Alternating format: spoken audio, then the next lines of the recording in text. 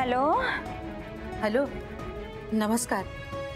मी अंजली, संपदाची आई बोलते. नमस्कार. अहो संपदा निघाली, पोचतच असेल ती आता.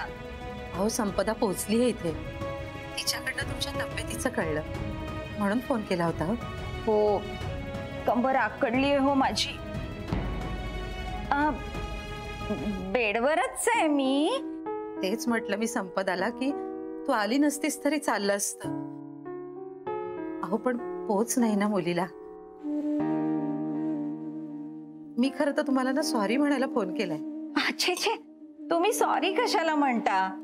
अहो ती यायला तयारच नव्हती. मीच म्हंटल तिला जाऊन ये. ती म्हणाली मी थांबते तुमच्यासाठी म्हणून. पण मीच आग्रह केला तिला. मी म्हटलं आई वाट बघत असेल तुझी. नाही पण तरी सुद्धा तिने थांबायला हवं होतं. आणि काम सुद्धा असतात ना किती. तुम्ही अजिबात काळजी करू नका. तुम्ही माझ्या सुनेचं माहेर पण चांगलं करा. इथलं सगळं करून गेलीये ती. मी पाठवते तिला लगेच. महेश येणार आहे तिला घ्यायला, तोपर्यंत थांबू दे तिला. अहो नवी नवरी आहे, मला माहितीये माहेरची ओढ असते मुलींना. हो ना, पण तुम्ही काळजी घ्या.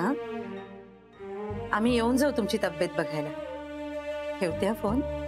हो. किती चांगल्या सासूबाई मिळाल्यात आपल्या संपदाला. काय म्हणाल्या? ही तिथे काहीही करून आली नाही ना. पण एका शब्दाने सुद्धा म्हणाल्या नाहीत तसं. उलट त्या म्हणाल्या ती जायला तयार नव्हती, मीच पाठवलं तिला.